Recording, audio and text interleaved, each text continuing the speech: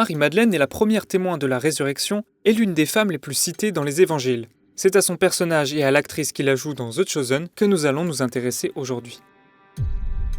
Elisabeth Tabish est l'actrice qui incarne Marie-Madeleine dans The Chosen.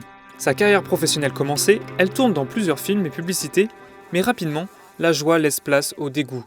Elisabeth n'en peut plus de devoir jouer des rôles de femmes stéréotypées dans lesquels il y a peu de profondeur émotionnelle. Elle tombe en dépression et va même jusqu'à demander à son agent de ne plus présenter de candidature car elle veut changer de métier.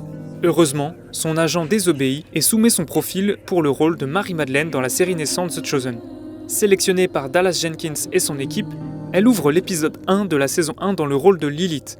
Jonathan Roumie, qui joue Jésus dans la série, raconte que la scène où il met sa main sur la main de Lilith pour qu'elle arrête de boire est sa scène préférée de la saison 1. Ce n'est pas pour toi. Ne me touche pas. Pour jouer le désespoir de Lilith dans cette première saison, Elisabeth Tabish a pu s'appuyer sur son expérience personnelle de ténèbres et de dépression. Mais c'est la deuxième partie de la vie de Marie-Madeleine qui va le plus impacter Elisabeth. Une fois exorcisée de 7 démons par Jésus, Marie-Madeleine devient une apôtre majeure citée 12 fois dans les évangiles. Il faut donc qu'Elisabeth joue une femme rayonnante, joyeuse et décidée à suivre le Christ.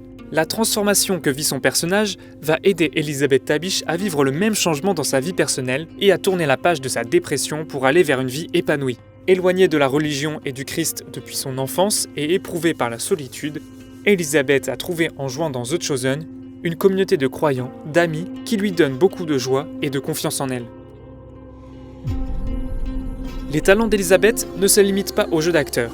Cette touche-à-tout créative a d'autres cordes à son arc, dont la réalisation de films. Car si sa frustration était de ne trouver que des rôles de femmes stéréotypées, elle a voulu prendre une part active et impulser un changement. En 2019, elle est récompensée pour son court-métrage Mother's Day, où elle raconte comment des femmes de plusieurs générations gèrent la douleur et la souffrance.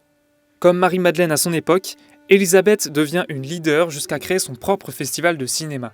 Plus posée et réfléchie que Pierre et plus rationnelle que Matthieu, Jésus choisit Marie-Madeleine pour annoncer la résurrection aux apôtres, alors même que la culture juive de l'époque ne considérait pas les femmes comme des témoins fiables. Souvent surnommée apôtre des apôtres, car c'est elle la première témoin de la résurrection, Marie-Madeleine est donc une femme de confiance. Et cela, même alors que dans la saison 2, elle retombe dans son péché.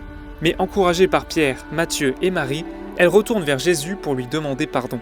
Que ce soit dans la série ou dans sa vie personnelle, c'est grâce à ceux qui l'entourent qu'elle a retrouvé le Seigneur. Si vous avez aimé cette vidéo et que vous voulez découvrir d'autres histoires de disciples et de missionnaires, retrouvez-nous sur YouTube et Instagram. C'était les Two Disciples, soyez bénis.